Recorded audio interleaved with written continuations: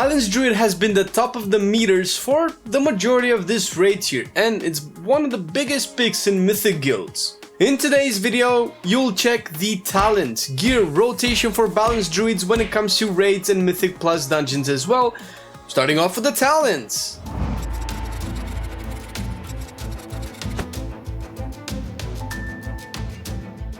When it comes to balance builds, there are actually a few options you can go for depending on the encounter. Let's check the raiding builds first. First row, you want Nature's Balance, always. Not much to say about this one, it's the best option for raiding, and the passive astral power generation is good, and since Force of Nature is not really a good raiding option, we will stick with this one. Second row is the Mobility row. I would recommend Wild Charge as the default. You have a disengage-like ability when in boomkin form, and a big jump in travel form, letting you bypass dangerous mechanics. Third row is the Utility row.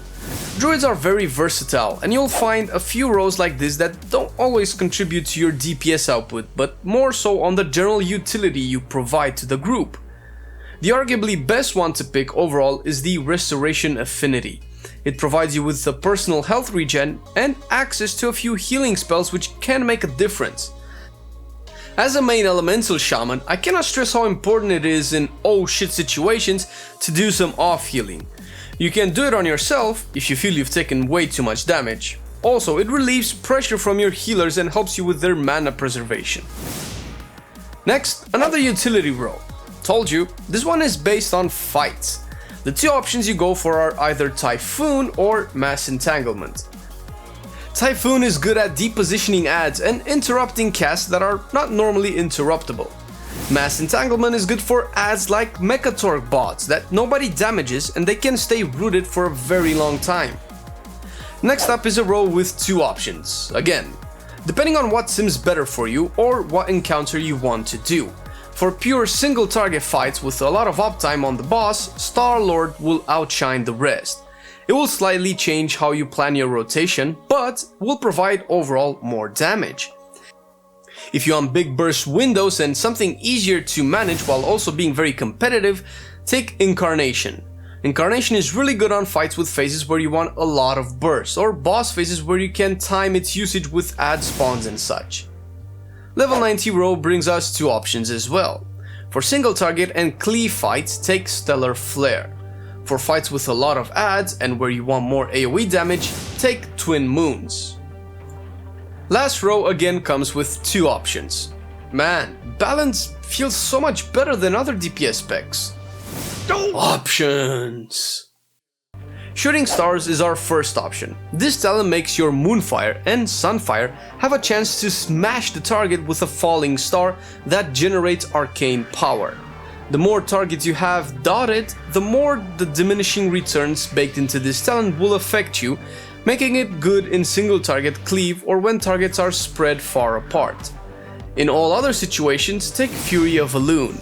Not only this one has burst damage, but also deals heavy AoE damage in small radius, so if the targets will be consistently clumped or stacked, this will outshine Shooting Stars. For Mythic Plus dungeons, we won't have that many options to be honest. First row gives us Force of Nature. Very strong, taunts targets, taking some edge off your tank and generates resource. This can be invaluable on weeks with tough tank affixes. Second row, Wild Charge outperforms the rest. Third row, Restoration Affinity is really good again for the self-heal and off-healing power of balance. Fourth row, generally you want Typhoon. Has the same uses as in raids, but it's probably more important here since you'll have adds that cannot be interrupted and knocking them back will be very beneficial. Not to mention you can help your tanks kite them when necessary or take them out of sanguine pools on certain weeks. The 75 talent tree follows the same argument as in raids. I would personally suggest taking Incarnation with priority. On tougher keys, you can end up popping this bad boy at least once or twice between certain bosses and can vastly improve your overall dungeon clearing speed if done so. Level 90 tier, Twin Moons will win out. There's no reason you don't want more AoE damage in Mythic dungeons. Last row, Fury of Elune will again be the default choice. Keep in mind that all of the talents discussed here are viable. If you can make use of something other than what I recommended, then go for it. To start off though, I would suggest sticking to the default until you are comfortable with the spec and the encounter you are about to undertake.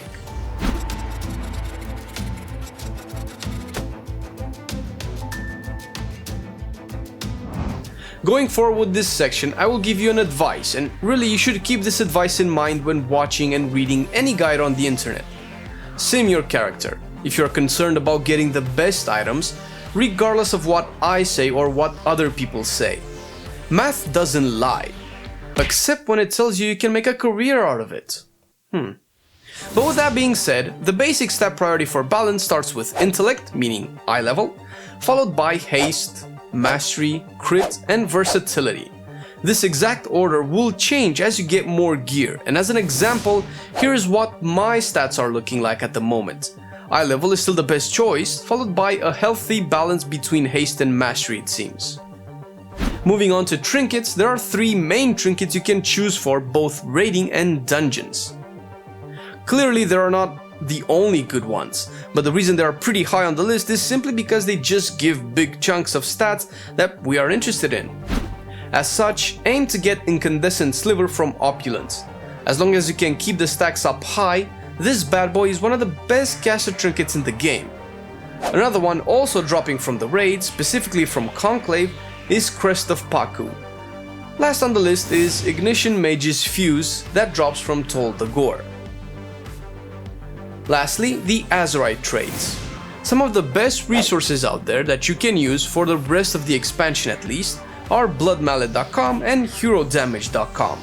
You can find graphs like this that will show you a simulated ranking of all the traits available for a particular spec. Looking at this, you can see that Arcanic Pulsar is the strongest individual trait here, followed very closely by a lot of other traits. These sims more often than not translate into what you will be using in game as well. The main traits we'll be talking about are fortunately good in both raiding and PvE scenarios, so you won't have to change too much between the two, or at all for that matter. The first trait I want to discuss is the aforementioned Arcanic Pulsar. The tooltip is fairly straightforward. Normally you want one of these. Just because the damage component stacks, and even though the damage is nice, that's not why we want it. We want it for the 6 seconds of celestial alignment that gives us, and this effect will not stack. The other trait is Streaking Stars, which is a good trait on its own, but starts to shine when you pair it with Arcanic Pulsar and also stack it, seeing as the damage component is pretty significant in the way that it works. Having these specific traits will change your playstyle to a point that playing without them is very inefficient. There are of course other traits you can go for. Treacherous Covenant is a very good one to use in your empty slots, as well as Blightborn Infusion. And if you don't have any of the ones mentioned, sim what you have to see which is better, or simply choose the ones that give you the most joy to play with. As for the secondary traits, again, regardless of what content you do, take Overwhelming Power, Gut Ripper, and Heed My Call in this order from best to worst.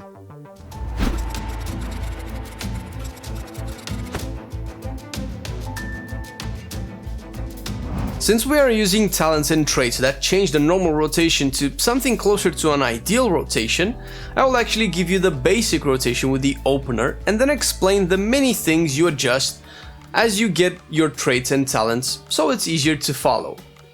If you have any questions or think I missed something, please hit the comment section below. I'm trying to keep things as simple as possible, but also not to leave out any important details. Okay. The basic opener is like this. Also, ideally you want to be as far away from the boss as possible. Precast 2 Solar Wraths 3 to 4 seconds before your tank goes in. Their travel time is pretty slow, so they will be mid-air by the time the boss is pulled. Dot the boss with Sunfire and Moonfire. Cast a Stellar Flare if you have it talented, then keep spamming Solar Wraths until you reach 40 Astral Power. Cast Celestial Alignment or Incarnation. Continue with your other DPS cooldowns like Fury of Elune, Force of Nature, etc. When you play with Nature's Balance, the opener changes a bit since by default you start at 50 power. You do the same thing except cast a Star Surge right before you dot the boss with Sunfire and Moonfire and continue with a normal opener. As for the rest of the rotation, since it's based on procs, it's actually a list of priorities you have to keep track of. From the most important to the least, this is what you need to keep track of. The dots need 100% uptime on your target. You can refresh them at 30% of the remaining duration, and that duration will add on top of their normal duration. This is called the pandemic mechanic, and it works pretty much with all dots in the entire game. Next up, make sure not to cap on power by casting Star Surge or Starfall in heavy AoE situations. Make sure not to cap on empowerment, of which you can have 3, so always use both solar and lunar empowerments. Lastly, fill in with solar wraths. The only difference you have between AoE and single target is when you cast Starfall. By default, Starfall is good to be cast at 4 targets or more. Once you get the Arcanic Pulsar trait, it's no longer that viable unless you have 5 or more targets. When you add the Starlord talent on top of Pulsar, you only Starfall on 6 or more targets. And lastly, there is one more condition: you can cast Starfall on only 7 or more targets if you have Pulsar and 3 Streaking Stars traits. Once you have fewer targets than the ones mentioned above, don't cast Starfall at all and just spend the power on Star Surge. And of course you keep every add dotted with Moonfire and Sunfire. Let's talk a bit about a few more tweaks you do to perfect your rotation depending on what traits and talents you have. We already went through what you do with Nature's Balance. If you also get Starlord, here's what you can do to improve the rotation. First, the Starlord buff does not refresh and it stacks 3 times, meaning that once its duration expires you'll lose all 3 stacks. Once the buff has a few seconds left, like 8 seconds or less, you start by pooling power without wasting it, ideally until you have a little over 80 astral power. Once the Starlord buff fell off, cast your 3 Star Surges as quickly as you can while still obeying the rules mentioned above. And if you really want to exploit this even more, you can use a macro to actually cancel your Starlord buff early so that you can start your new Starlord cycle earlier with the purpose of not wasting astral power. This macro is /cancelora space Starlord. This macro will give you only a little bit of damage extra, so it's not mandatory. But if you feel you won't mind the extra button, then it could actually be a quality of life improvement. Now, regardless of the talent you have, if you started using Streaking Stars as your Azerite trait, your rotation needs to obey a very important rule. Never cast the same spell twice, otherwise you lose damage on your target. And the best way to make sure you have enough globals to do this efficiently is to squeeze in a Solar Wrath after every spell that's not another Solar Wrath, obviously, and not a Moonfire or a Sunfire. That's it. The rest is the same. Don't cap on power, don't cap on empowerment, and so on. Lastly, Arcanic Pulsar. If you can track, and you should track your Star Surges, keep an eye for those 8 stacks, since the 9th cast will give you Celestial for 6 seconds. And if you can take advantage of that properly, your DPS will change significantly. One thing you need to do is to start pooling astral power before casting your 9th Star Surge, so you have more resources to dump in those 6 seconds. The second thing is to keep an eye on the Starlord buff. You ideally want to start your 6 seconds of Celestial alignment with a new Starlord cycle, meaning that the 2 Star Surges you will fit in your Celestial will be the ones that will give you the Starlord stacks. Here is a much better time to use the macro mentioned before. There's a bit more to discuss here since you have a few things to manage in your rotation, and if you can align your Starlord with your Pulsar and other cooldowns like Fury of Elune, you'll see a difference between you and other boomies.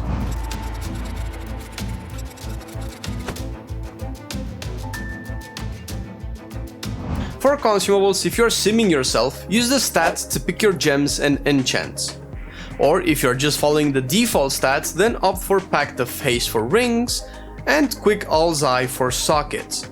Haste will always be a good staff for you if you don't care about that 0.1% extra DPS gain. For your weapon, get Quick Navigation. Once you have too much haste compared to the rest of your stats, you can opt for Torrent of Elements. Get the Intellect Flask and Battle Potion if you want that extra oomph. Ideally you want the battle potion to be used before pulling and again during the fight, and usually this happens in raids or with very organized groups. As for the food, the feast, whichever one you want, will be well worth it. Or if not, just get the highest haste food you have.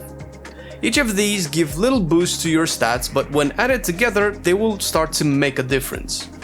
Do you enjoy Balance Druid and all of this fun, nonsensical spellcasting? Well, in that case, check our 2 Shaman guides for Elemental. Yep, we have 2 of them and they cover 2 of the best builds in the game at the moment for both Raiding and Mythic Plus. Shout out to our Patreons for supporting us and making our dreams alive. If you're also interested in becoming a Patreon of ours, check the link down in the description, find out how you can support our channel even more and get some perks along the way. Or if you're the shopping type, we also have an Amazon affiliate link down below. It helps us out tremendously. Plus, you can find some really cool nerdy Warcraft PC recommendation of ours. Thanks for watching the video, guys. See you next time.